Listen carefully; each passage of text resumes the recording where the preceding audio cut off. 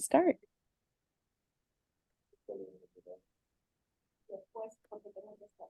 Good morning. Welcome. Thanks for coming to our panel. I'm going to introduce myself. I want to acknowledge Gzhimnidoo, my ancestors, as well as Odanong, where my heart is, where I grew up. Bojo, Skokiqua Indigenous, Mongdo Dam and Gzhimnidoo Jaba, Anishinaabe Kwa Ndio. I said my Anishinaabe name is Red Earth Woman, and I'm a member of the Loon Clan at Minjikning Rama First Nation, Ontario, Canada. I grew up there. It's also known as Chippewas of Rama First Nation.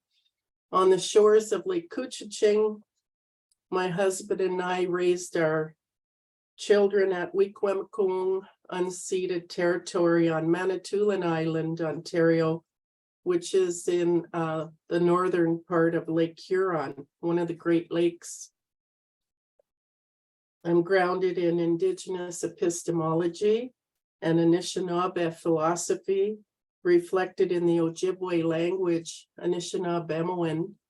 I'm an Anishinaabemowin learner, and I'm currently associate professor in the Faculty of Education at Lakehead University in Orillia, Ontario. I want to thank the organizational team for this symposium and say miigwech to Dr. Michael Hoshman at Lakehead University for inviting me. All peoples of the earth have been given original instructions for living in a good way with the natural order of things. The state of our world today indicates that human beings have discarded the ancient philosophies and ethical ways of being in sync with natural law. Canada's Truth and Reconciliation Commission final report in 2015 calls for honoring the truth and reconciling for the future. Indigenous people addressing the commission stated that we can't engage in true reconciliation until we have reconciled with the earth. Our panel members are Indigenous to what we call Canada today, and they will be sharing personal experience stories about land and water protection and educative work, honoring Indigenous knowledges and revitalizing relational ways of being. Peace and harmony in our world are supported as we walk with humility and enact reciprocity in our relationship with the lands and waters. I have the honor of chairing this panel on day 3 of the symposium, which is dedicated to peace, culture, and social justice. I'll be introducing 3 speakers and facilitating some discussion after. Please use the chat function to pose your questions or discussion points.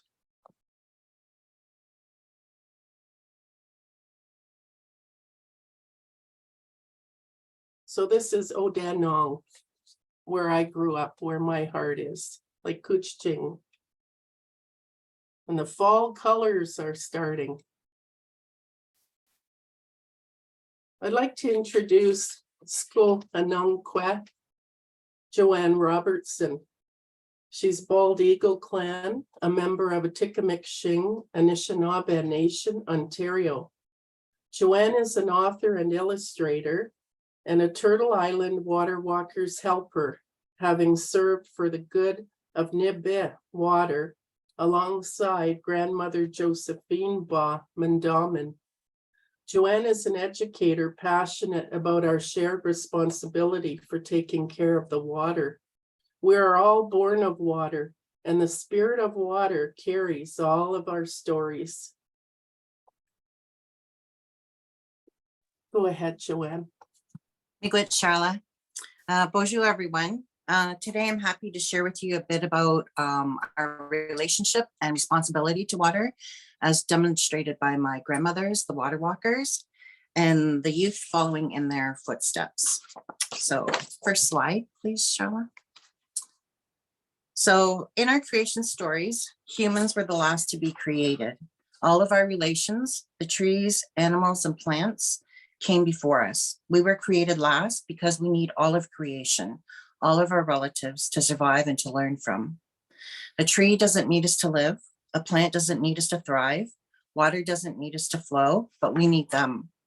We're all born of water, but we humans do not have sole right water. What we do have is a responsibility to respect and protect it for all creation, for our children, for future generations of people, trees, plants, and animals. Water is alive, it has a spirit, and it holds all our stories. It is the lifeblood of Mother Earth. When humans disrespect the water, we disrespect life. When we make the water dirty, we can sometimes boil it to make it safe for human consumption again. But a fish or a tree or a bird cannot boil their water. One of my teachers that taught me about my responsibility to water was Nokomis, or grandmother, Josephine Baum and Dahlman. Next slide, please, Charlotte. She loved Nebe, the water. In the year 2000, while at a gathering, she heard a prophecy given by Eddie Bob Benton-Benet, one of the founders of the American Indian movement and Grand Chief of a Medawan Medicine Society Lodge.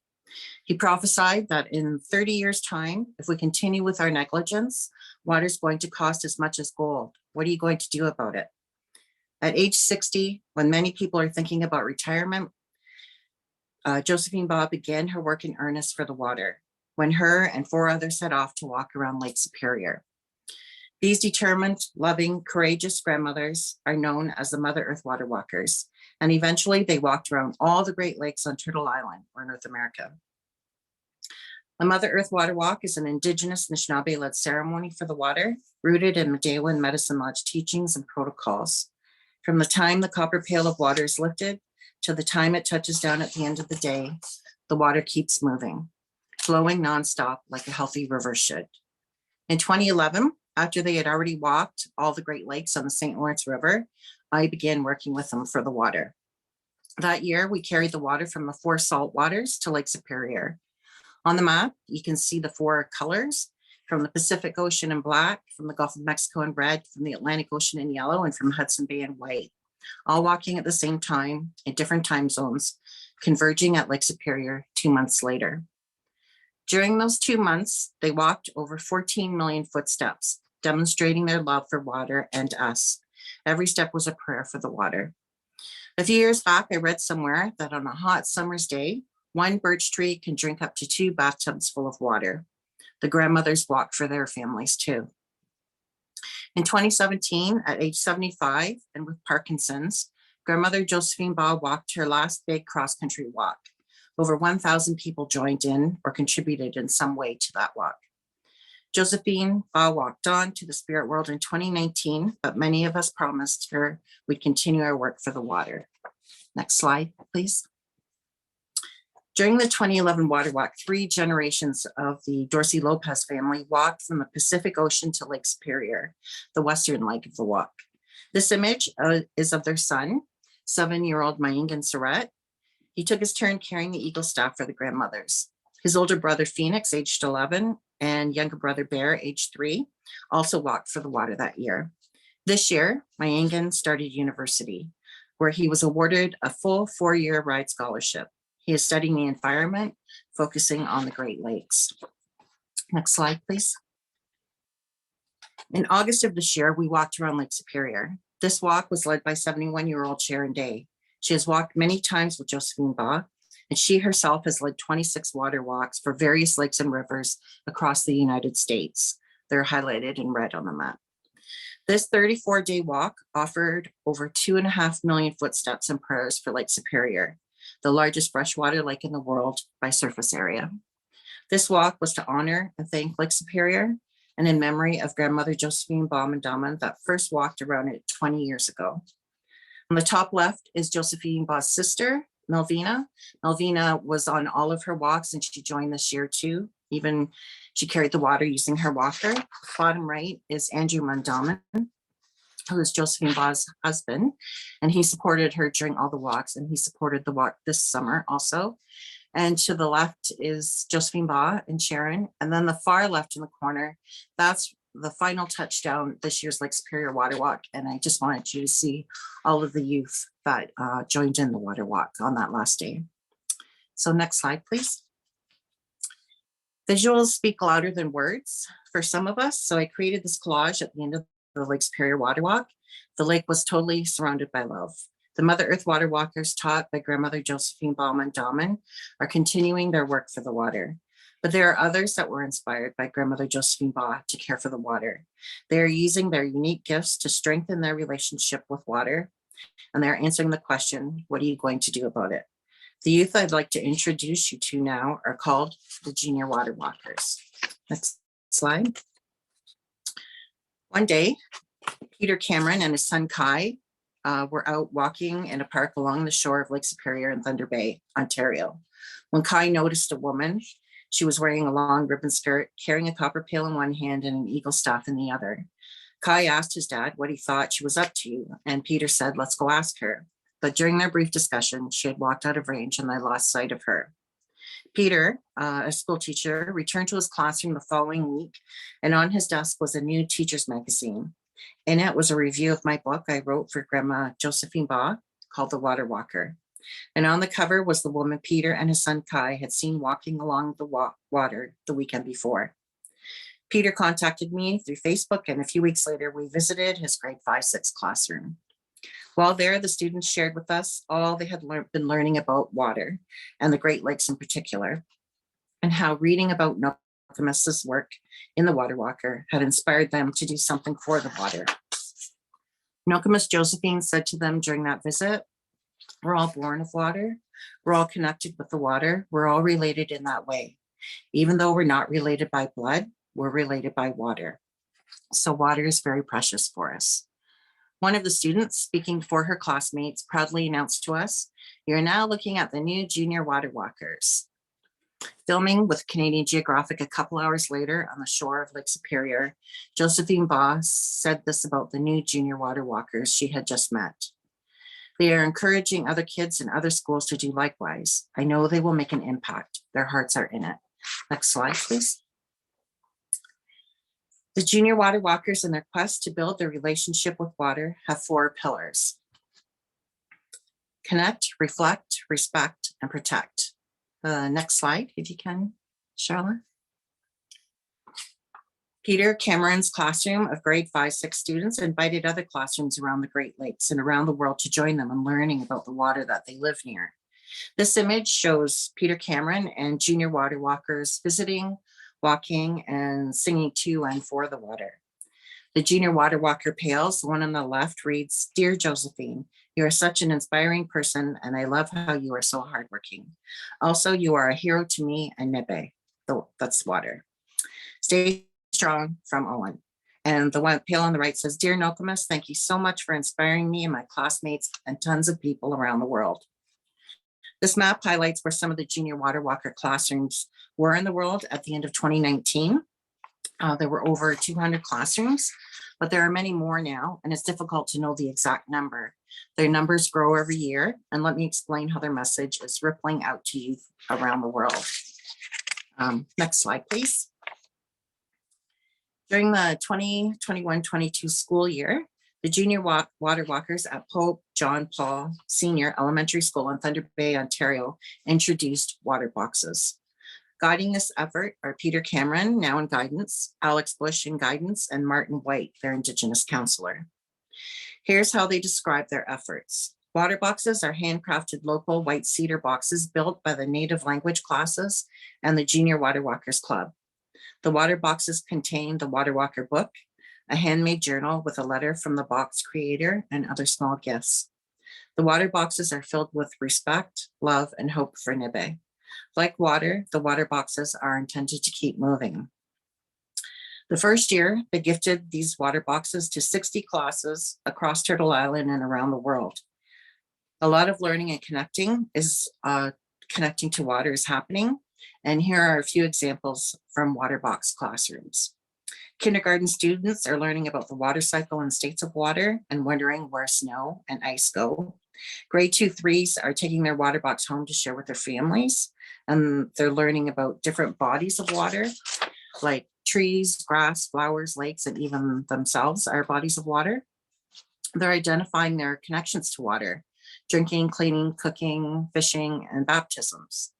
They're testing the temperature and pH in a local creek to see if it's healthy for salmon. They're creating water filters and experimenting with them at their local creek. Through their own research, they discovered water allows the transfer of nutrients to plants. They've made posters and podcasts to share with their school during Earth Week. One class of second graders made a model of the land around their creek. They learned that garbage and chemicals cannot go down the storm drains because it doesn't get cleaned before it goes into their creek.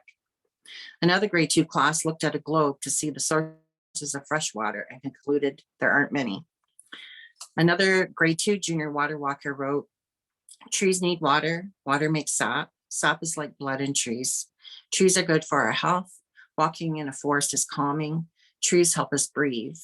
So the kids are making all these connections. And here's a poem from a grade 4 junior water walker.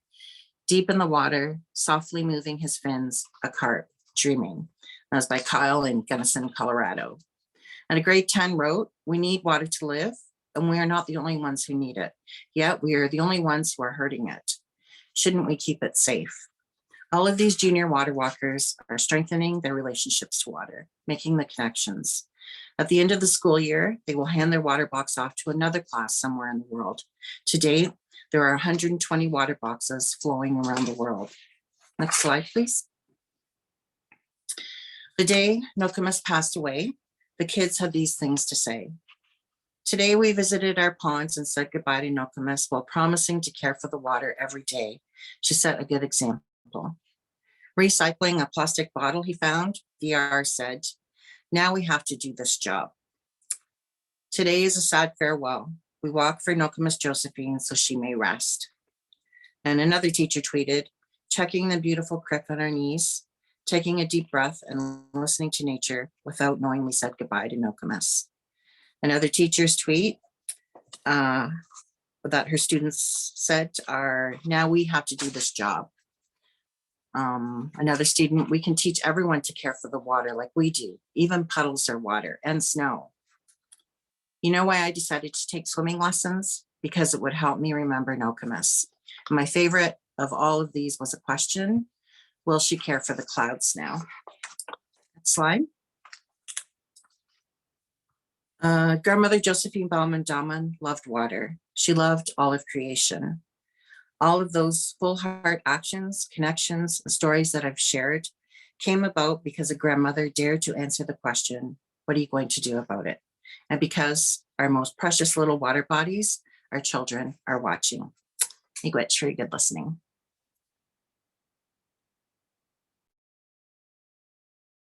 Miigwech, Joanne. Now I'd like to introduce our next speaker on the panel, Bomgijik Isaac Murdoch. He's Fish Clan from Serpent River, Anishinaabe Nation, Ontario. Bomgijik is a father, teacher, artist, and land back activist. Bomgijik has years of lived experience hunting and gathering on the land, and for several years, he's lived in the forest at Nimki-Ajibikong, a land-based Anishinaabe community. Go ahead, Bomgijik.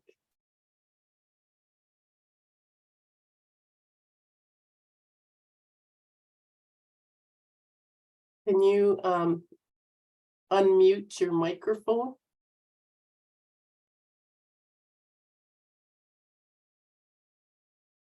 I am here. Okay, go ahead. Okay, so today we're going to talk a little bit about Thunderbird Woman. But first, I'll just introduce my own self. Oani Bujo, and then we morgan a duck. Mazanapkan gay go na be Indigenous. Gonna be a guksha bigaj wat and donjabak and oje and do them. Nishnaabe nini and dao. Nimki ajbikong ninda. An Gitchinendum, Yayama Peewee Ganon and Guk. Algi Ken Mananek, going with common and Zeno on Ganak Negawan in on in. Abdek we bescobbing in a Shnabi Atsuan, Nikia, and Dapna Nan Yab Gedakim Nan. Nishnabek Kanak Geda Min. Kapska Ben Dapna Nan, Gaunitoing. Meanwhile, Enwaying. Going gay going gosh me going. In Winmon Pianj Pine and Nishnabek Kanak Geda Min. So hello everybody, I'm Isaac Murdoch. I'm from Serpent River First Nation. The real name for that is the place where the serpents are painted on the rocks. And my native name is the man who paints the rocks. And I grew up in a very beautiful world where the stories of the land were my TV. So we didn't have a whole bunch of electronics and all of that. We had to play outside. And so stories and places were like my TV. Nature was my TV. And when I was growing up, they always talked about the Musanabiaganan, the sacred pictographs painted on the rocks. And because that's part of my name, that became my education. So as a young person, I didn't have to go to school no more, which was great. They sent me off into the bush. And over time, as I became a teenager, I started to travel around going to different pictograph sites, learning about the stories of our people. And one thing that I learned was that those pictures that are painted on the rocks, they're ceremony, and they're telling the history and story of who we are, and also instructing us on our original path on how to live here on Earth. And that these pictures are really just transcripts, if you will, of the relationship between us and the spirits that live with the earth and the water. And so, of course, I just became absolutely fascinated. But it wasn't until when I was in my 40s when I started to do art, or what I thought was art. I still get confused between the two. And of course, Thunderbird Woman, came to life. Thunderbird Woman was one of my first doodles. It wasn't my first. My first doodle was actually Josephine Wendaman. So I really appreciate the beautiful and expressively amazing depiction of Josephine and her work by Joanne Robertson. So the first doodle I did was, of course, Josephine Wendaman. And the next one was Thunderbird Woman, who is half Thunderbird and half Anishinaabe. And she's here to help protect the earth. She's an environmental superhero. And I always say that it's proven over history that our art has been important in influencing the social conscience of society into swaying it towards positive change. And I think Thunderbird Woman has done that in many different ways. And so if we look at some of the pictures here, we see Thunderbird Woman, Benesse Kwe, and it says end climate chaos. And this here is, I'm pretty sure it's down in the States. It looks like it's probably in either Los Angeles or, maybe San Diego or something down there. But people start to take the image of Thunderbird Woman and use it as a way to say, hey, look, we need change. Indigenous people have a voice, and that there's a relationship between, resource extraction, man camps, and also how those things violate Indigenous women. And so I really wanted to make sure that, people understood the true intent of what Thunderbird Woman was. But at the same time, because she's a superhero, I didn't want her to have a face. I didn't want people to, she's kind of mysterious. But when you look at Thunderbird Woman, just from an artistic point of view, everything leads to the heart all the time. So the thunderbolts point to the heart, everything points to the heart. And of course, it's that's the main message of Thunderbird Woman, is that we have to love everything again. We can't continuing to try and defeat hate with hate or anger with anger. love to me is the way to go. And I love this picture. It says a lot.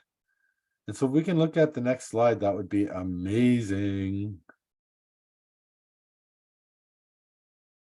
So again here, this was in Winnipeg, and I'm not exactly sure how this all came about. I wasn't there. But people definitely wanted to use Thunderbird Woman and the art that I had created to try and stop Energy East, which it was stopped. And they had this protest where hundreds and thousands of people eventually came, and they made these great big puppets of these Thunderbirds, and they put my art on banners and stuff, and they just went at it. And you see the person holding the Thunderbird Woman. There's a little lady in the middle. She's just right, she's holding the stick. You'll see her face right on the bottom beside the stick. Did you know that we ended up shacking up and she still lives with me? It's been over 5 years now. I don't know, the power of Thunderbird Woman got me something beautiful.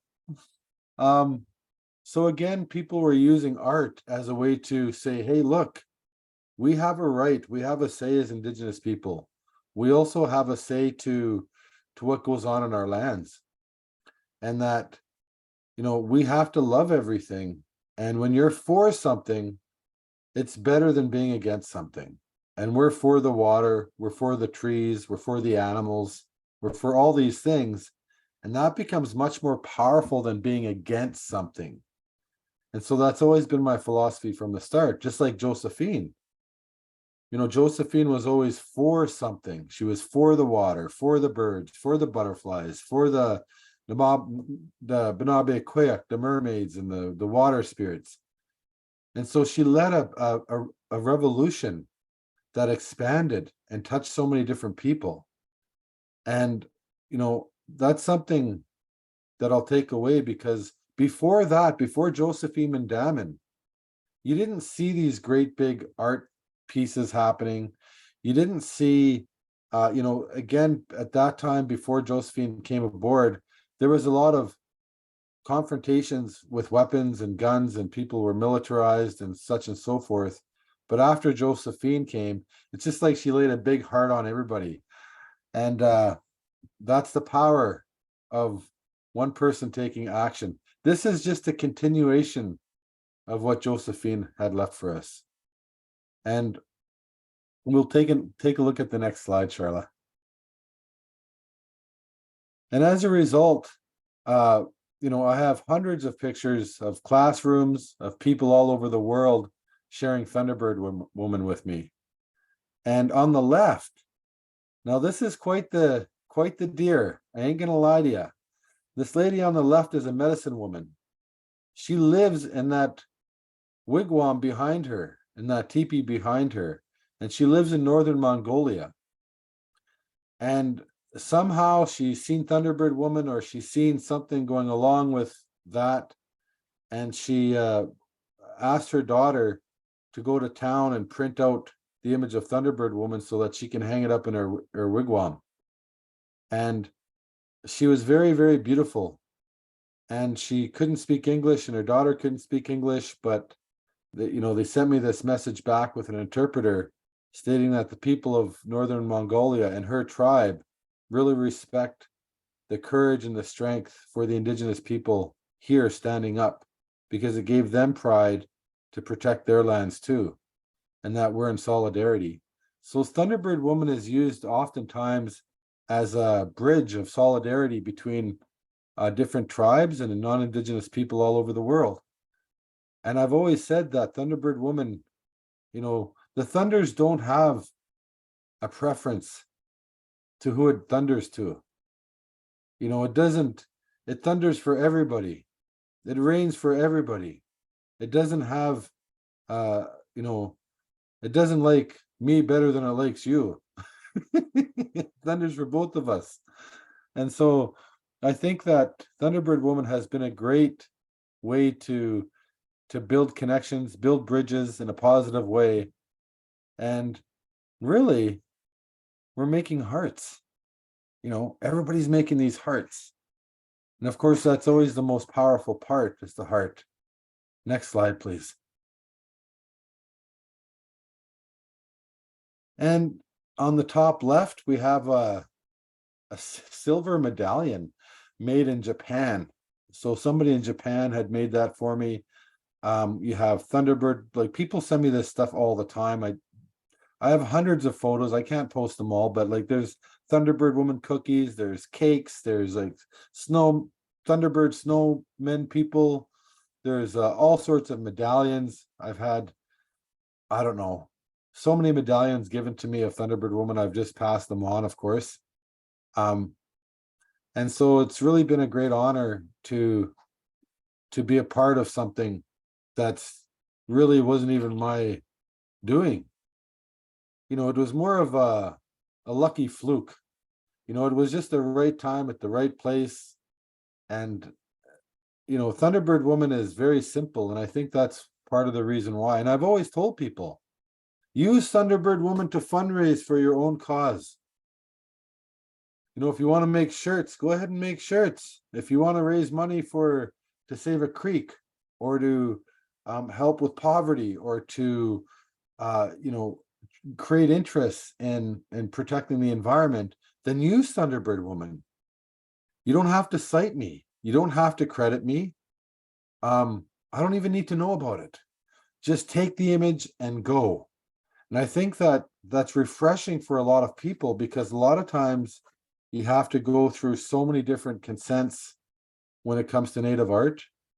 And it's a very policed situation, and it should be, because there's a lot of appropriation and stuff. But I'm made a little bit different. I'm like, you take it, go with it, and that's it. Next slide, please. And of course, there's tattooing. So, I mean, I always thought this was cool. You know, there's thousands of people that have sent me photos of them, like all over the world, of getting Thunderbird Woman tattooed, you know, on their arm, as a way to show their solidarity, but also to show that they have a strong commitment, you know, for the environment, for the earth, for unity. Thunderbird Woman represents unity. And so a lot of people say, well, non-native people shouldn't get Indigenous art tattooed on them, or whatever. And I'm like, well, they can do mine, because I'm definitely 100%, because this is a unity piece. This is a piece of art that represents everybody working together. And I understand that there's complications. I understand that there's a whole bunch of diversity amongst, you know, people that are trying to change something. And that through this great big field of diversity, we need to lift each other up and build each other up. So, for example, I'm completely anti-establishment. And so, but there may be other people that are, their whole thing is trying to change things through policy or whatever. I'm going to build them up. I'm going to try to build everybody up that's moving in the same direction, and try to lift them up and say, you know what, let's all do this together. And let's put our differences in the same basket, and let's support each other, because that's how change is most effective. The greatest thing that dissolves movements is political ideations, people arguing over politics and how things are supposed to be done. And we're not supporting this group because of that, and we're not supporting them because of this, and blah, blah, blah. And that is so disheartening. Just imagine if we could all support each other and lift each other up and build each other up, despite the fact that we might not agree with their way to get there. That's besides the point. I mean, we'd be narcissistic to think that our way is the only way to save the earth. We really do need everybody to come in and to like throw in their ideas.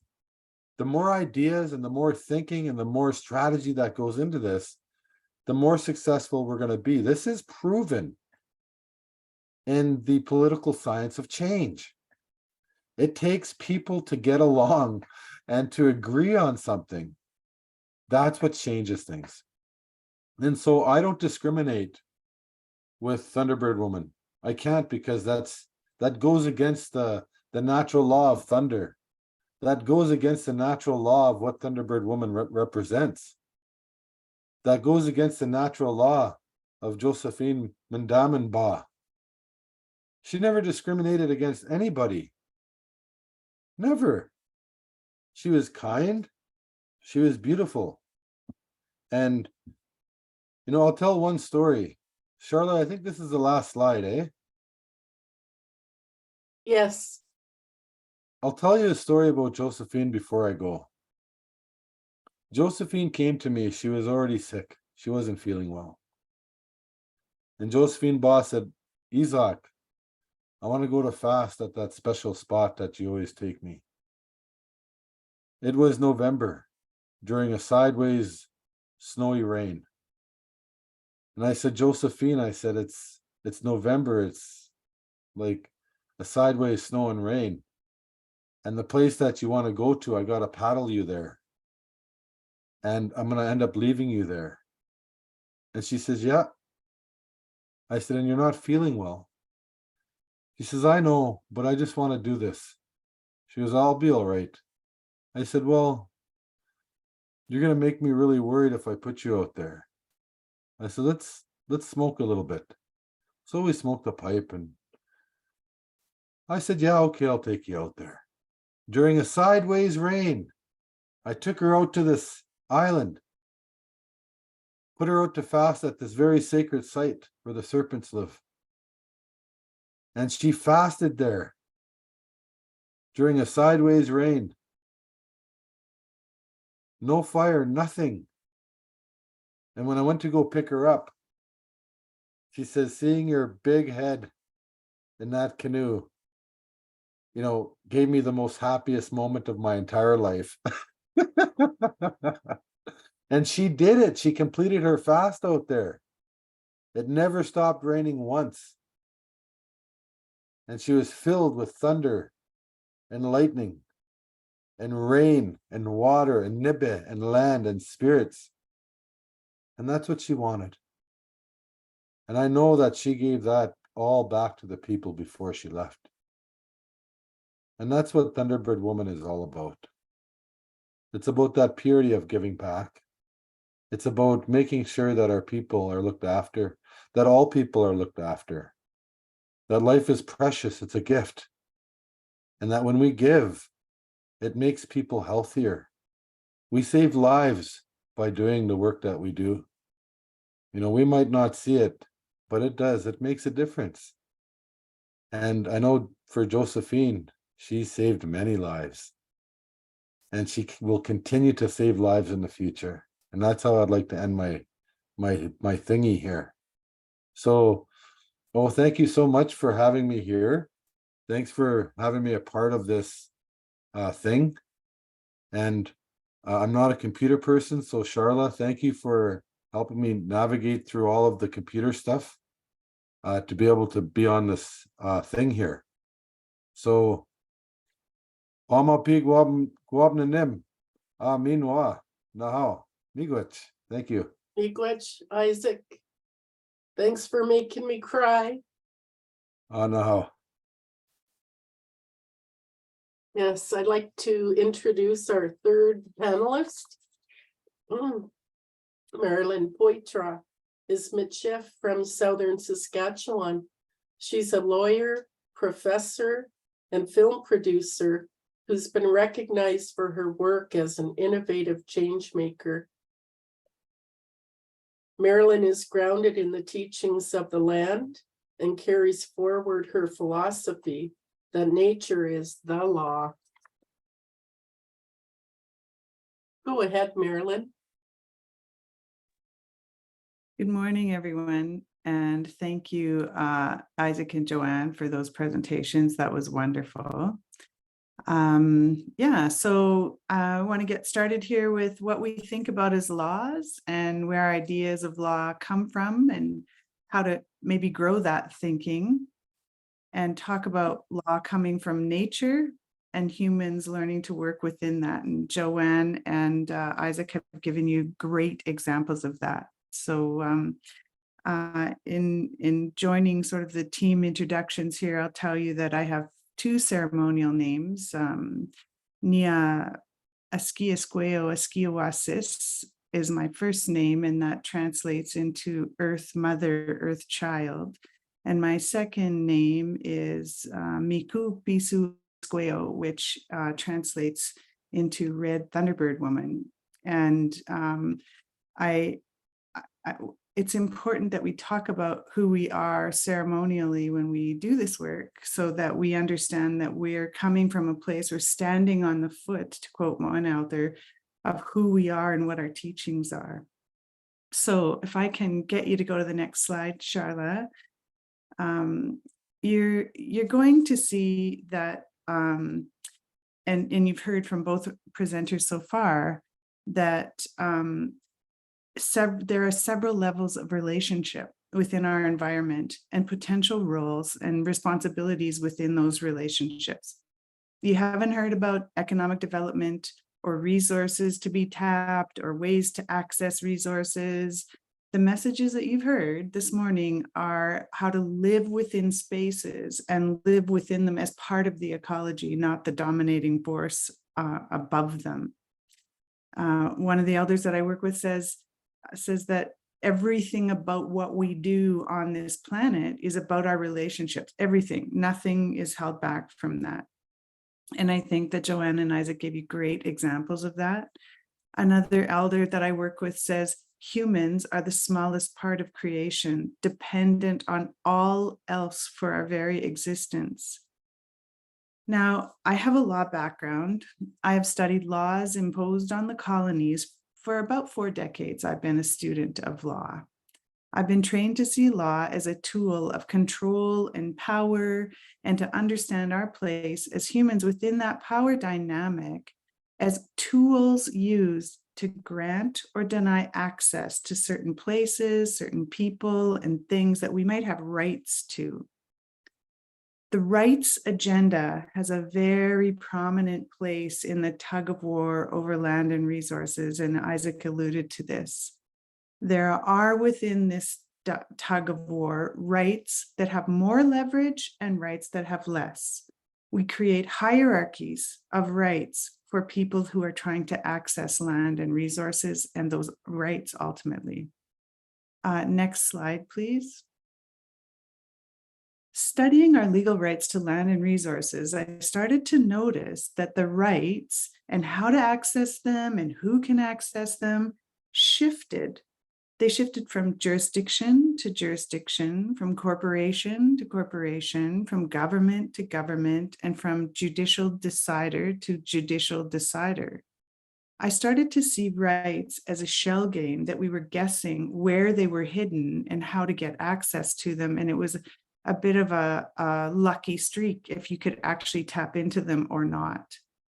As a Métis woman, I really noticed the shifting tests for law and the outcomes and the laws themselves around rights, because I had to do my best to make sense of the laws when I was putting rules together, trying to understand legal decisions, making legal arguments, or teaching. Indigenous people in Canada must have had legal rights to the land in North America, or we would not need a royal proclamation from the 1800s. There would be no treaties. There would be no mythology of the doctrine of discovery and how we lost our rights if we never had them in the first place. However, all of the legal energy is spent not on how did those rights get lost, but rather on tests to prove that we ever had them, or whether or not we keep them, or if we use them properly, or who can claim them and when they can claim them.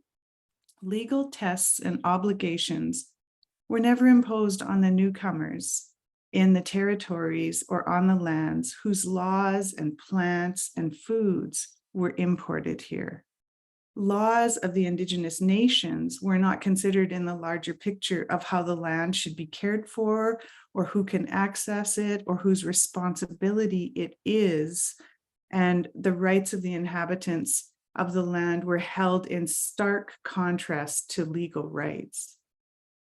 In the creation of rights to land and resources, legal fictions were being written, and the authors were choosing their own endings depending on who the protagonist was, who the antagonist was, depending on the cost of those rights and the cost of developing the resources.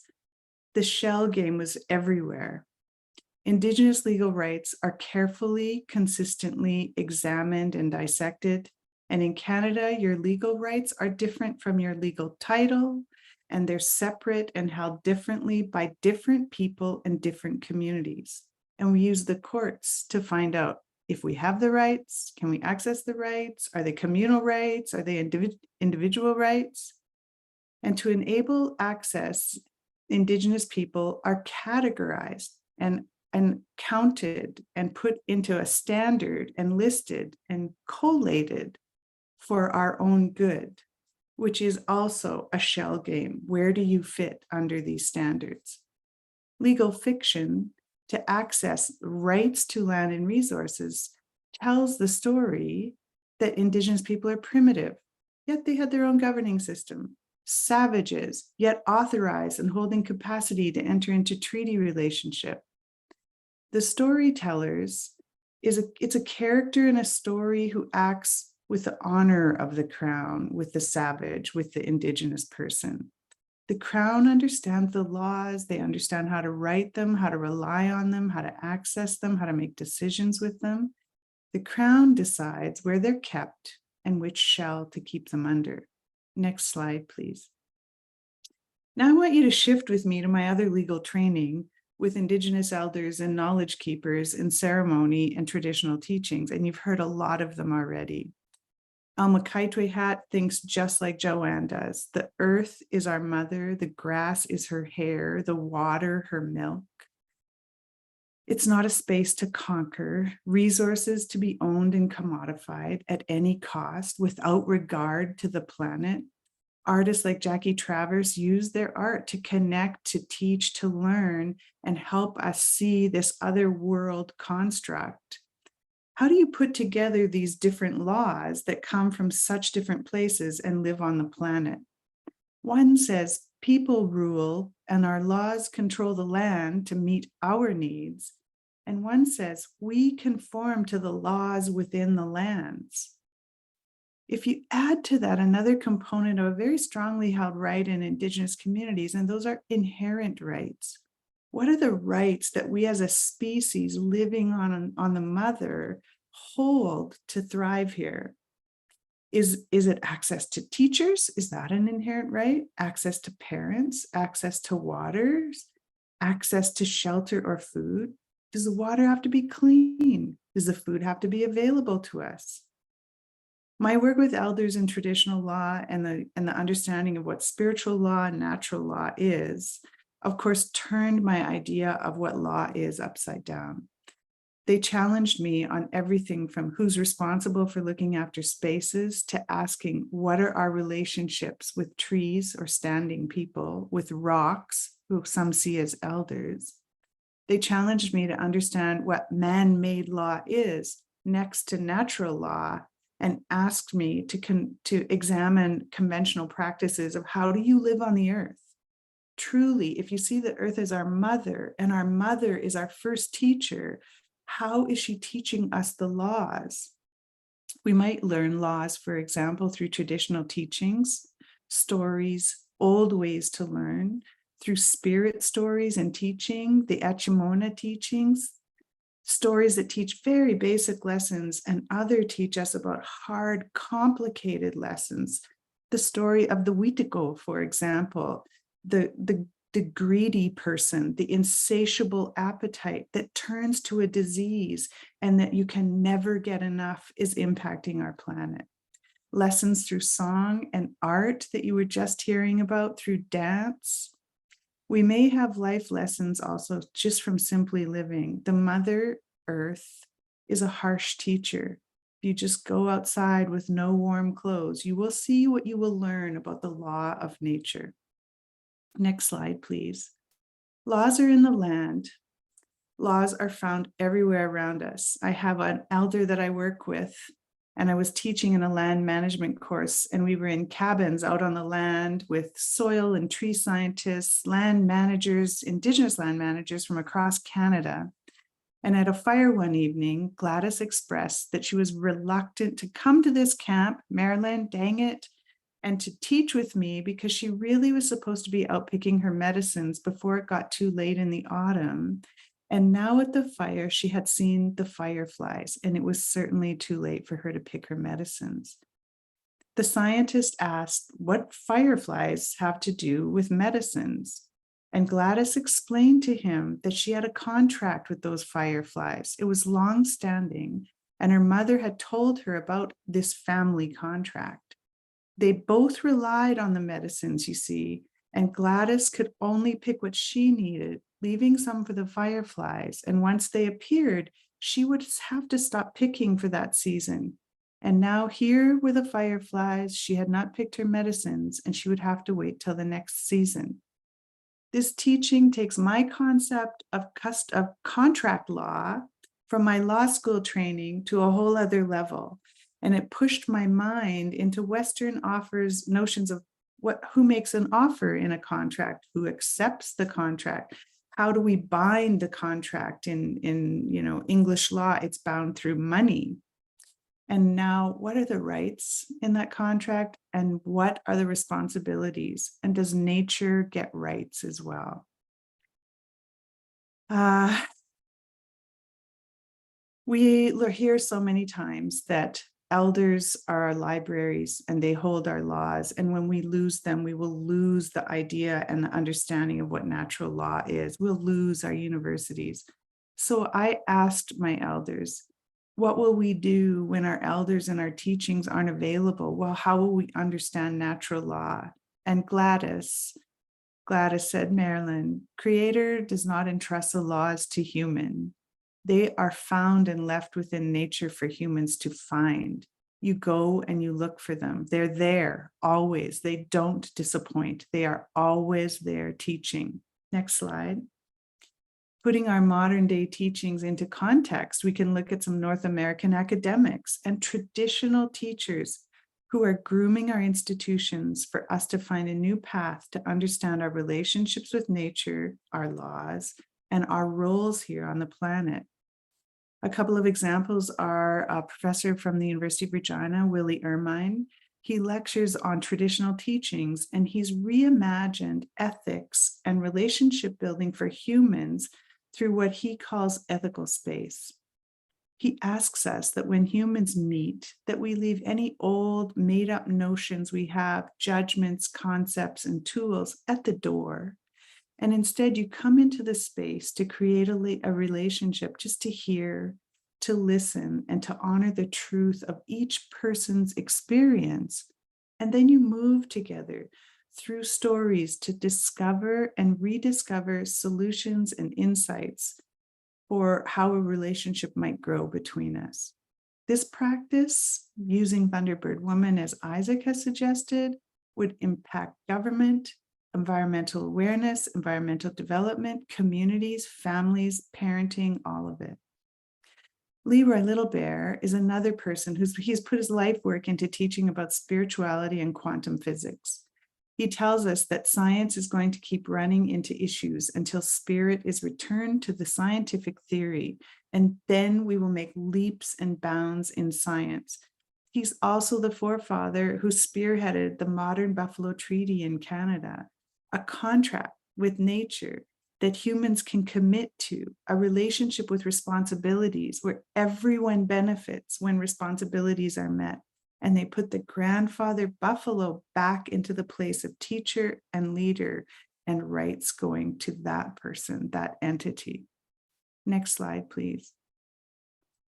Where I come from, we have access to amazing teachers that remind us continually about our place within the natural law and ecological world, and even astrological realms. Wilfred Buck studies and teaches about Cree knowledge from the starscape.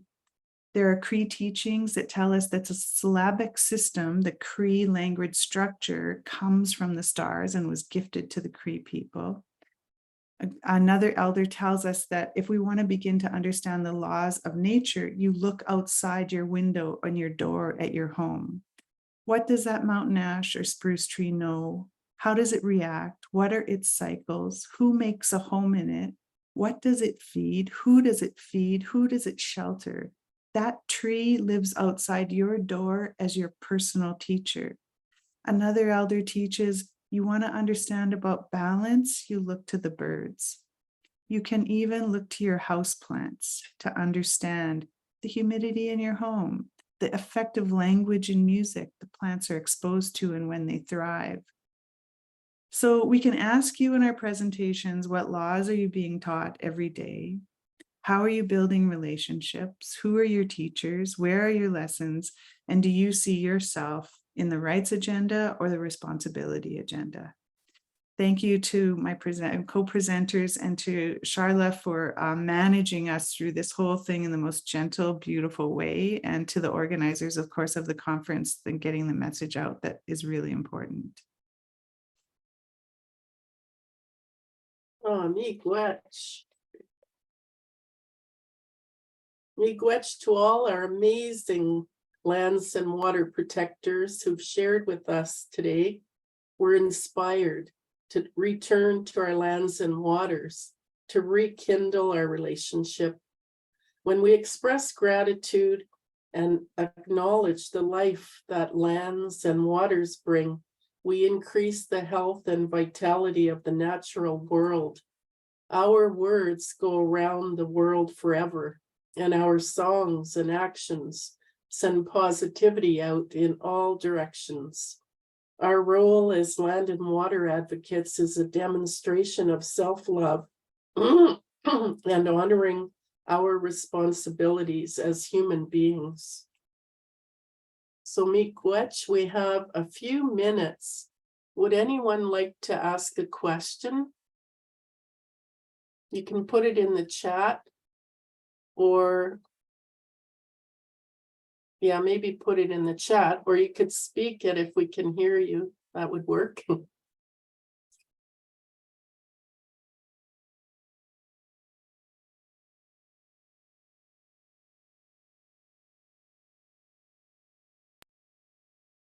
Julie is saying, thank you so very much. The values you shared make so much sense to me. I will cherish this session.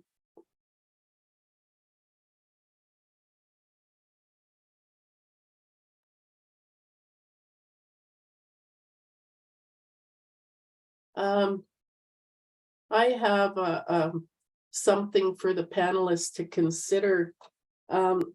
Does someone want to talk about social media and other means as a bridge of solidarity? Does anyone want to talk about that? Isaac, I'm thinking in particular about the land back hashtag.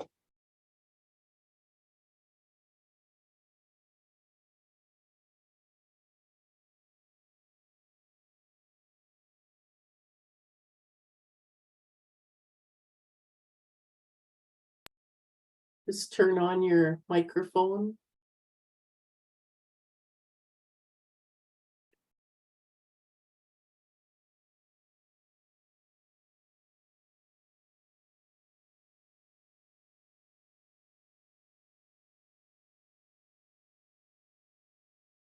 Michael Hoshman says this panel is so insightful and important.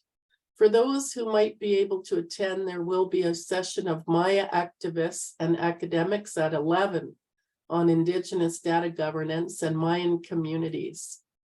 It'll be in Spanish and translated into English. Yes, I'm going to take that in for sure. Janice Huber says, thank you, Charla, Joanne, Isaac, and Marilyn. I'm thinking so much about the wholeness that comes through in your sharing, which is very different from how Western education systems separate knowledge into categories. Miigwech.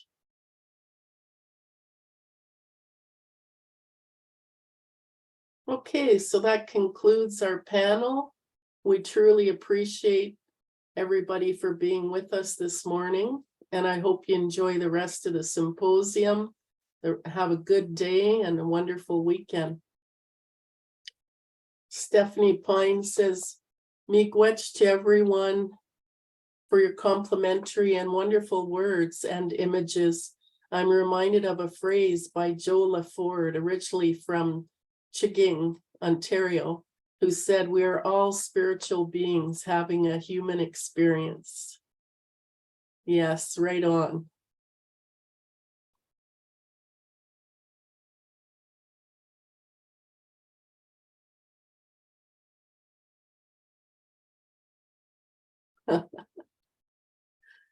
Michael says, we're so awestruck, no questions, because so much food for thought. Louis Lopez says, thanks for this panel. It's a very good reflection about knowledge communities, Indigenous people.